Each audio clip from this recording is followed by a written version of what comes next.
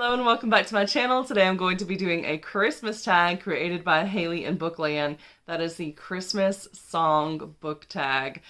And yeah, I thought it would be fun to bring it back this year, even though it's super old, because who doesn't like mixing music with bookish stuff? So that's definitely what I've done with this tag. So you're going to hear my voice in the background singing these songs. So if you don't know what the songs are, you will know by the end of this video. Some of them are really funny because I put on the male voice and was like singing really, really deep to try to do Elvis and this other guy. So yeah. But anyway, we're just going to go ahead and get into it. Number one is You're a Mean One, Mr. Grinch. A villainous character you couldn't help but love. So I actually picked 3 for this one. So one of the older ones that I read was Winter Song. This one has a guy that is like the king of the elves, or it's like a labyrinth retelling. It's exactly like that. So not elves, it's, what are they called? I can't remember what they're called. The Goblin King! King of the elves. Where did I get that from? The Goblin King, y'all. Oh my goodness. So yeah, he has to like get a wife or whatever to marry him. And so this girl winds up coming down there because he's kidnapped her sister. And she says, I'll marry you and stay underground if you release my sister. So that's what he does. And so it's very much so like a Stockholm type situation, but I couldn't help but like him anyway. And that's the only book I've ever read that's had that sort of scenario where I've still shipped them together. Because I don't like toxic stuff and someone fearing for their life and then having to be submissive to you and then all this creepy stuff going around them with these handsy goblins. I'm just like, no, but I still really enjoyed that book. No, and then also Black Ice, but this one comes with a spoiler for who and why. So I'm going to put my hand up. Just mute me when my hand goes down. Spoiler is over. So if you haven't read Black Ice, yeah. All right. So the spoiler here is that the guy that's like helping her escape was actually one of her captors. And she just didn't know that he was one of the captors. But also I believe her brother is like a murderer. So he's in on it too. It's really weird. So then he's like trying to protect her. There's just some creepy stuff going on in this book, but I really liked it and I still shipped them together because in the end he like chooses to help her over sticking with this other dude. So yeah. Then the third one and the last one that I'm adding to number 1 is going to be Blight of Mages. So if you've read Karen Miller books before, she doesn't really put a lot of romance in there, and when she does put romance, at least with the Innocent Mage series, I just wasn't buying it. I much rather would have had the 2 guys together because they had so much more chemistry. But with this one, oh my goodness. So Barl and Morgan, okay.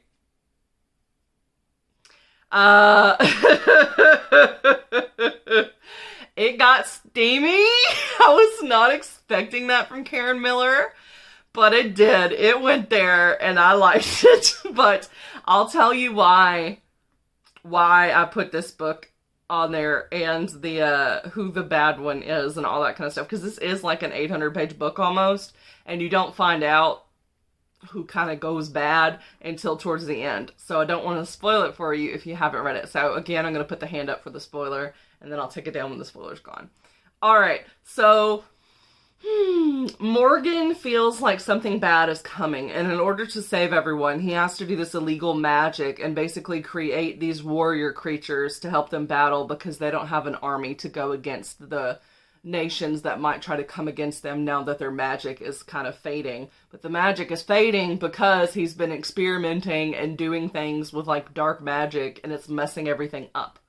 So when he winds up turning his servant, but it doesn't work, and so the servant dies, then Barl, who's like madly in love with him, is like, oh no, I think you went too far with this. We shouldn't have ever tried to transmute humans. So she binds his magic, but then he winds up unbinding his magic, breaks into like this school, so it is like a dark academia type, and he starts turning people into the thing. So they're like these winged monsters that he creates. And so lots of stuff happened, but basically, Morgan went bad. So yeah, Morgan went bad, but I still shipped them together because they did love each other. It was just weird. I don't know. I still liked it. Number 2, All I Want for Christmas Is You. Which book do you most hope to see under your Christmas tree? So I had to actually look through my list of what I had sent, because what I did this year, instead of putting books that I needed on the list, like to complete series and stuff like that, I actually just, anytime I saw a book, like if I was, you know, in a bookstore and I was looking around, or if someone did a review on a book that I'd never heard of before, anything like that, I would snap a picture and then I would send it to my mother-in-law, because she doesn't want me to give her just a couple of items. She likes to have a lot of options so that I get surprised. So I had started sending her stuff probably in August.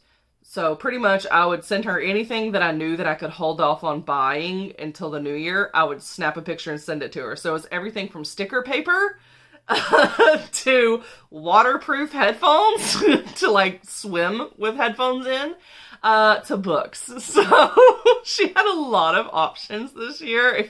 I even had Squishymallows in there, but now I have some Squishymallows because my brother and them moved. They had a lot of Squishymallows, and I got a Sonic thing too. So yeah. Anyway, so the book that I thought was really cute, looking back over all of my text messages to her, that I would like to see is Crumbs. It just looks so adorable. It's gonna be like a paranormal witchy romance, YA. It's a graphic novel. I did flip through it at Barnes & Noble, and I thought the pictures were really pretty. Love the art style. So yeah, I mean, all of the rest of the books were pretty much romances or stuff where someone reviewed it. It was really good, but I don't remember anything about what's happening. And then my other answer, if I had sent it to her to get, which I didn't, and now I feel like it's just too late, would be Legends and Lattes. But there's a special edition that's coming out in March, which is my birthday, March 12th. And it's like hieroglyphic looking, but also, do I really need to spend $50 on a book I haven't even sampled the first chapter of? No.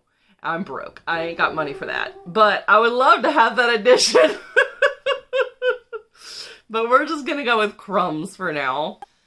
Then we've got Rudolph the Red-Nosed Reindeer, a character who has overcome major obstacles and learns to believe in themselves.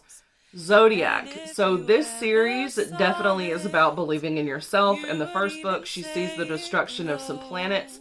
She tries to warn her advisors at the academy that she's at, and none of them believe her because she doesn't use the traditional methods of using like the machines to kind of verify the things that she's seeing. She just pretty much goes off of intuition. But she winds up being right because, like, in the second chapter, what she saw happen actually happens. But then she's got to go around and convince people that more things are coming, because she's seeing more things happen, but nobody believed her the first time. So she really has a lot of self-doubt, and, you know, she's like, is this just a coincidence, or, you know, what's going on here? Because nobody believes her. So that book is all about her learning to believe in herself, because the things that she sees just keep getting confirmed. So she's like, at some point, she just has enough confidence to be like, I don't care if you believe me or not, at least I warned you. So yeah, really like that book series for that reason. Number 4, Santa Claus is Coming to Town. A. Which character do you think would be at the top of the naughty list? I'm going to go with the characters from the book Hit, because the thing is that they get a list of like 10 people that they have to kill in order to clear their debt, because they owe the bank, and the bank hires you out as an assassin. So if you can pay your bills within like the next night, then you will be cleared, you're fine. Your other option is they're going to kill you if you don't pay your debt, or they can use you or a relative of yours in your place to become an assassin for the bank to kill people. But what the character soon realizes is that she is somehow connected to everyone on her list, which makes it in some ways easier, because it's like getting vengeance. And in some ways harder because it's like, oh no, like I kind of see myself in this person. Like this is a college student. This is what I would be doing with my life right now if things had gone the way I wanted them to go. And so, yeah, really good. I really liked it, but like they are going around murdering people, so they're not good. They would be on the naughty list, even though you root for them because you don't want them to die. You really like them. And I love the love interest on this. They spend so much time in the back of a mail truck. She takes like a mail truck from place to place to go kill all these people.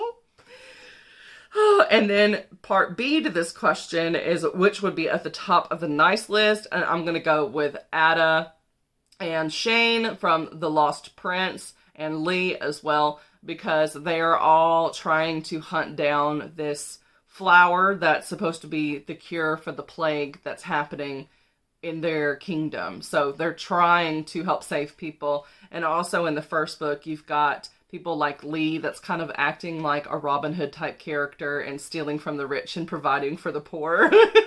And so I think he would be on the top of the nice list. Number 5, Frosty the Snowman. Which book just melts your heart? Do you even have to question this? I feel like everyone would answer the same thing for this question for the most part, and that's going to be the Heartstopper series. Like, come on.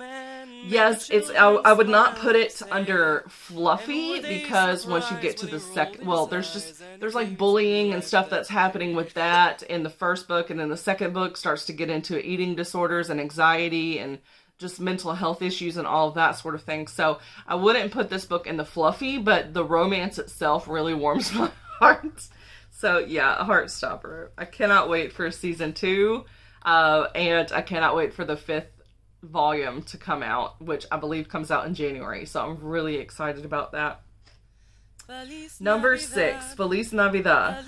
Choose a book that takes place in a country other than your own. So one of the ones I read earlier this year, and was, I think, the first book that I talked about on this channel, She Wore Red Trainers, takes place in London, and it has 2 Muslim main characters in London. So it was kind of interesting to see that in London, and I hadn't really read London books. So we're going to go with that. Number 7, it's the most wonderful time of the year. Holiday book you use to spread the Christmas joy. If you want some Christmas joy, I would go with the Christmas Joy Ride. So this is about a woman who every year goes with this older woman. I don't know if it's her grandmother. I can't really remember. But they go and they take this road trip, and they're spreading Christmas joy everywhere they go. So they've got like boxes of lights, and they'll do like these elderly people's they'll decorate their house with everything for these elderly people. They'll bring baked goods to places. They'll just do whatever they can to make people's Christmas better. Well, at one point, there's like a bad snowstorm, so she gets stuck, and there's this young girl living with her dad or her guardian. I can't remember if it's her dad or her guardian. It don't really matter. But anyway, living with him, and she wants to have Christmas, but he hasn't had a Christmas since I think his wife died. So maybe it was his daughter. It's been a while, y'all. This was probably like, I don't know when it was. It was a couple years ago that I read this book, but it was just really sweet, really wholesome. Would highly recommend that for a joyful Christmas book. And number 8, Sleigh Ride. Which fictional character would you choose to spend the holidays with? It doesn't have to be a love interest. So, taking that in mind, I was like, okay, who would I actually want to spend the holiday with? And like me right now, without any like stipulations or something like that. So like if I did a romantic interest, I'd be like, if my husband didn't exist would be the stipulation. But this one, no stipulation necessary. I'm going to go with Gwen from the X-Hex series. She also was the main character in The Kiss Curse, which is the second book in the series. I'm going to go with her. She's quirky, she's fun, she's a witch, so she can do magic. We can have a good time together. I think we would hit it off. I think we would have a lot of fun. And she also has a talking cat, so I mean, it would be nice to get to meet Sir Percival. Yeah, so I'm going to go with Gwen. Hands down. Hands down. Number 9, Baby It's Cold Outside. Which book that you didn't like would you sacrifice to a fire to warm yourself up in the cold? I'm going to go with After Hours. This book was all kinds of creepy. It was so creepy. There was one part where there's like these two people that work at this restaurant, and one of their dares is to like have sex with each other in public, like during restaurant hours. And so like the person that's observing this whole game, it's like they're competing for the tips, basically. So you enter all your tips to participate. You have like a buy-in, and then the winner takes the pot, but you've got this dare that you've got to complete. And so that's one of the dares, and I'm just like, really? And there's like the manager is like this older guy, and he's always wanting to see these teenagers do sexual dares, and I'm just like, this is pedophilic, it's disgusting, I don't like it. I wound up DNFing the book after that scene. I was just like, I'm done. I am so done. It was an interesting concept. It was not well executed. I did not like it. And yeah, so you've got these two teenagers during working hours while there's customers having sex behind the bar on the floor. How dirty. I don't know if you've ever like touched a bar mat, but stuff gets dirty, okay? Ugh, gross. Number 10.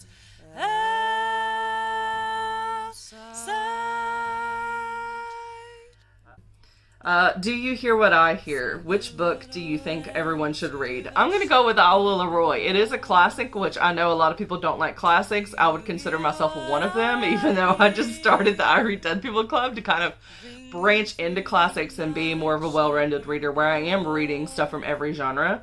And so that was just a genre that for the longest time I told myself I hated. And then now that I've started to read them, I'm finding that I really do enjoy some classics. Not all classics. I've had some stinkers, but I do enjoy some. So I want to give it more of a chance and get to see why these books passed the test of time. Some of them I don't understand why.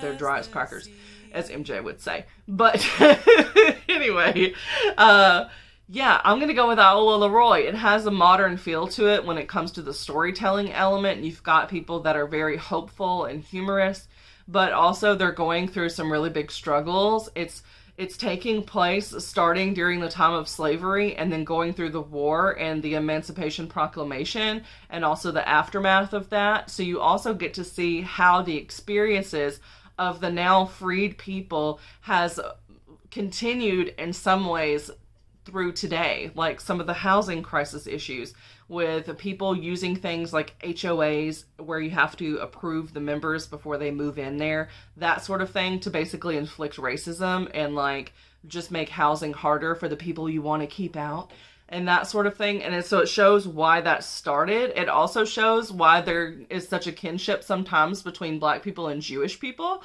because in the book you learned that the Jewish people did not have any reservations about renting properties to the recently freed people. So there's a connection there. And so you get to see all these little different things. You also get to see, like, okay, with the Native Americans being here, why were they not the ones that were enslaved? Why did they bring people over from Africa? It also talks about kind of what happened before gerrymandering as well, and how the people would offer the newly freed people things in order to vote their way. So they'd be like, okay, I'm going to give you this big thing of sugar, which would have been more expensive back then, and this and this and this, and you vote my way. You vote for like the Nationalist Party or whatever. So we could basically, in the long run, maybe vote in someone who overturns the Emancipation Proclamation, and then we get to have slavery again. And they were being talked into it, and also bringing in alcohol and getting people addicted to alcohol to kind of dumb them down and keep them from being able to succeed in life. Like, this book covers so much stuff, and it's short. It's like 134 pages. Granted, the version that I got, it was like really tiny print, so it's probably more like a 300-page book if it was formatted the way we format books now. But all I'm saying is that it was a really good book, and you get to see all of the nitty-gritty of everything that was happening back then, but also the characters themselves are just so nice to read about. Like, they have distinctive personalities, and they're just, it's like they are so hopeful about how things will go, and they fight for themselves. And so, yeah, I just really, really like Ola Leroy. I do highly recommend the audiobook specifically. I think it's going to add to your reading experience. So yeah, Owl Leroy. It did not make it onto my favorites list because I had 21 books to narrow down from that I had thought would be favorites for the year. And so I had to narrow it down. But it definitely would be on my honorable mentions list. And I read... I can find out right now how many books I've read. I've read 212 books as of today, and it's in my top 21, and it's a classic. That's unheard of, people. So yeah, Owl Leroy. You heard it from me first. Maybe. I don't know. Number 11, Where Are You Christmas? A book you want immediately that isn't out yet. So I've got 2 on here. So one of them is going to be the 3rd book in the X-Hex series, which is called The Wedding Wish. I'm mostly curious about who the romantic couple's going to be. I'm pretty sure since the other 2 had the brothers as the leads, and then someone from Vivian's family. I'm thinking that it's going to do a pairing like that as well. But I mean, she ran out of relatives. So I'm just like, okay. So for the guys, there's only one more brother, and that's Bowen. So I'm like, okay, so Bowen's probably going to be the male love interest. Who is going to be the other love interest? Because there are no more relatives to pick from Vivian's side except for the mother. So are we going to have like a big age gap romance? I could go for that because like I don't care. Like I am good with age gap romances. I actually really enjoy them as long as both of the characters are clearly adults. And in this case, I think Bowen would be like 30. That's an adult. Like, I don't care if he's with a 60-year-old. I will ship it. I don't care at that point. I only kind of have issues when it comes to an illegal adult and a legal minor. That's when I'm just like, ew, we're a little fishy here. A little fishy with this here. But, yeah, I can ship it. So I'm like, who is Bowen going to be with? I'm just so curious. And so, yeah, there's also the 3 college students. So one of them is non-binary. And then the other 2 are girls. So I don't know if he could wind up with one of them. I don't know. I feel like the age gap might be too much going down like that. But we'll see. We'll see what's going to happen. I just really like it. And Rachel Hawkins, who is the writer, even though she's writing under Aaron Sterling for this series, it's still Rachel Hawkins. She's quickly becoming one of my auto-buy favorite authors just because of her writing style. I really enjoy it. So that's going to be one of them. And then the second one is going to be, you guessed it, Heartstopper Volume 5. I cannot wait for this to be out. I want it so bad. I'm sad at the same time, though, because it's the last one, and I don't want the series to end. I just want it to keep going on. But at least, hopefully, we'll have the TV show, so once the series is over, we can also watch the TV show, and I just feel like they did a really good job with not only sticking to the book with what was there, but also creating storylines for the side characters that didn't really have them in the book. So I like getting to see how the show is actually added to the canon rather than kind of twist it and ruin it. So anyway, then we have number 12, Last Christmas, a book you started out loving but didn't end up liking. So I gave this book 200 pages before I DNF'd. Once the love interests were introduced, I was like, I'm not interested. Again, with the Stockholm thing, I'm just not here for it. I'm not going to ship it. And so, yeah, I couldn't go for this. And that was Spinning Silver. Also, just like with the Innocent Mage stuff by Karen Miller, where I was like, I want these 2 guys to be together because they have chemistry. And this one, I wanted the 2 girl leads to be together. So I was just like, hey! Which also, it would have been kind of toxic because she was kind of using her as an indentured servant. So again, power imbalance there. Not really comfortable with power imbalances in books. With romances, I don't find that power imbalance is sexy.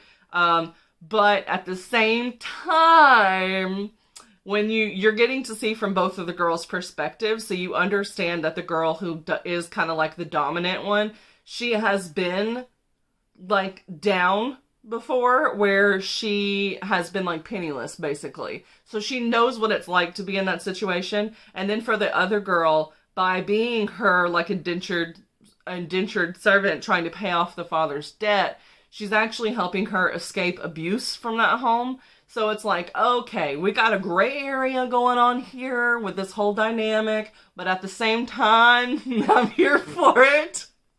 They're just both very much so strong female leads who won't take your crap, and they will do what they need to do to get by in life. And I like those types of characters, especially when they're women, because I don't see it often enough. And so, yeah, that one. But I did DNF at 200 pages, but I loved, like, the 200 pages that I did read. I just didn't like where the story was going to go. So I just stopped it. And then we've got number 13, Blue Christmas. Are you laughing at my voice here? Yeah, I'm like a first alto or a second soprano, somewhere in between there. I am definitely not a bass, okay? So I did my best. But anyway, so this one is a book that made you cry. I've had quite a few this year. I've actually, usually when I'm crying in a book, I film it. And so I film it. Yes, I say film, not film. Film! That just too much effort. Anyways, I film it. And, wait, what was I saying? Anyway, I record me when I'm crying or whatever, and then I usually post like a short, or I include it in my wrap-up. So y'all have seen plenty of tears from me, but the last couple of books that I cried in, I figured I would throw on here. So we've got Forget Me Not, which is going to be on my top books of the year, and it has a very good position. Can you guess what position it gets? Yeah, so this one is about a couple that's going through a divorce, but then the guy gets in a car accident and he winds up with amnesia and doesn't remember what he did to cause them to break up.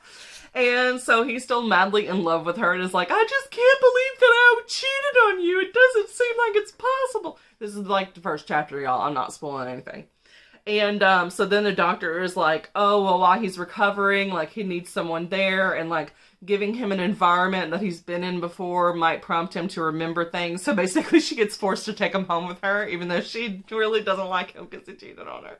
And yeah, so I was crying throughout this entire book. I did not think that I would possibly be able to ship these characters together because of the divorce element where they were cheating, they were going through this divorce. And I was just like, I'm not going to be able to root for them to get together. But boy, was I wrong. Okay. Yeah. So yeah, that book. And then After the Bridge by Cassandra Clare. So this is like a short story that's talking about what happens to Tessa and, why am I forgetting his name right now? Not Will, the other one, Jim. Tessa and Jim, after they meet on the bridge, I think in like the 6th book, City of Heavenly Fire or something like that. Yeah, so basically they go back to the apartment and they bone. That's all that happens in that story. But it really did feel like a first time experience. So even though they had both, well, I don't know that Jim had ever had sex before, but she definitely was not a virgin. And, but it really did feel like that, like, virgin experience of two people kind of like not knowing how to act with each other, but at the same time they're so in love. So I was just crying because it was so beautifully written, and I was just like, yes, this is good. So I really liked that one. It did not go on my favorites list, and not because it didn't deserve a spot, but because it was so short, I just didn't feel like it was fair. So, but it would definitely be an honorable mention for the year because it did make me bawl my eyes out. And then we've got the next one that made me cry. Of course, we had Owl Leroy. I cried during that. Y'all will see chapter 7. I'm just warning you, chapter 7. But, yeah, and then we've got All the Feels by Olivia Dade. This one was another instance of me crying because of something sweet happening. So basically the character was having some self-doubts about stuff, and then he was just like completely... He was listening to her and understanding her, but also reassuring her that the doubts that she was having weren't necessary. And so, yeah, it was just beautiful, and I liked it. And then, lastly, we have question number 14. When the snow comes to cover the ground. Again, with the deep singing. Oh my gosh. This one, I was like, like, how low can you go? How low And you go, y'all remember that song? Anyway, yeah, so A Marshmallow World, a fluffy book. And I was like, okay, well, of course I would think Heartstoppers, but it's not fluffy. The content is not always fluffy. And so I was like, okay, what book like literally had me smiling the whole time and didn't really have necessarily a dark element to it? And that is going to be Haru to Aiden. So if you like yourself some male smut.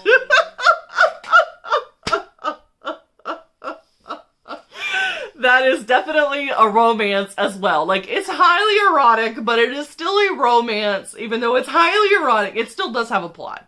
This is what I'm getting at. It has like a slight paranormal plot. There's also more diversity into it as well, other than just the male representation, because one of the guys is Asian. And so they actually do go like where he's from in the second book.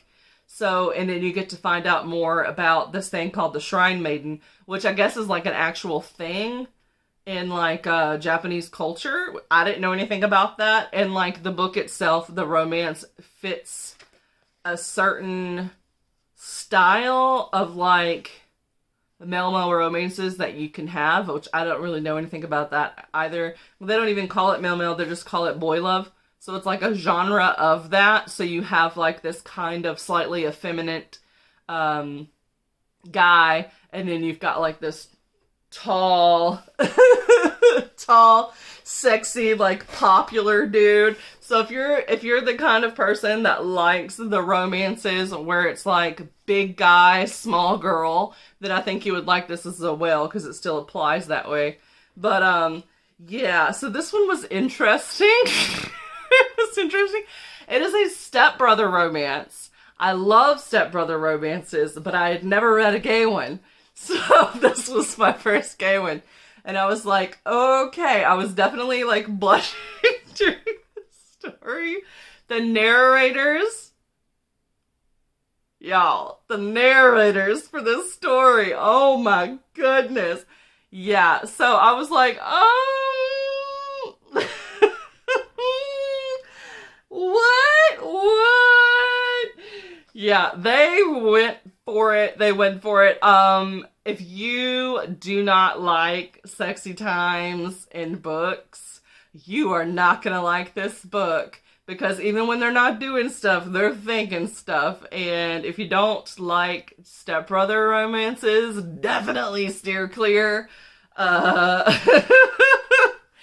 A few things that I didn't like about the book. I didn't like that the older one sometimes called the younger one boy. And, like, he's not a minor, okay? He's, like, 18 and he's in college. He's not a minor, so thank goodness. But, yeah, I was like, what? Please stop calling him boy. That's so weird.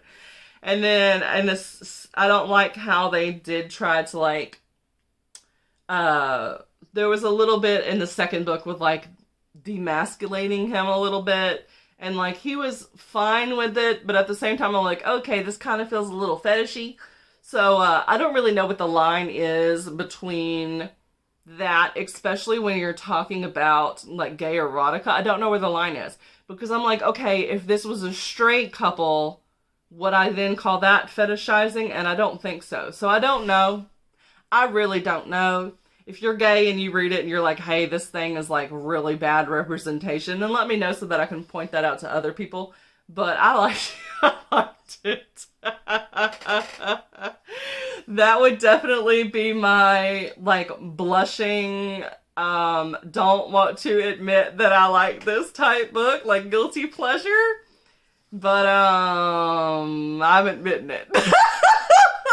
I did do a review for both of these books. They're separate reviews on my channel, so if you want more details about what goes on, maybe a little bit more about maybe what some of the fishy areas are with the story, where I'm like, is this the best representation? I don't really know. Maybe not. Especially with the best friend character, because she was like, send me pictures of y'all together because y'all are so cute. I don't know, she might be a little, but it's like, it's a specific thing. Like how there's like, with the manga, there's something called like shouja, or okay, I'm not saying it right, but There's different like genres, and this was like a genre of that type. So, but I don't know enough about it to shoujo. Is that what it's called? I don't know. So this is like a type of that, but I don't know enough about it. Anyway, that is everything I have for you for this one. So yeah, thank you, Haley, for making such an awesome book tag that I could do and include some music in here, and hopefully y'all got some laughs out of it. And now I'm gonna go chill. Actually, I'm not gonna chill. I'm gonna go edit this video, but we're in the future, so I'm probably chilling. Anyway, bye! Don't forget to like, subscribe, share with your friends, and I'll see y'all later.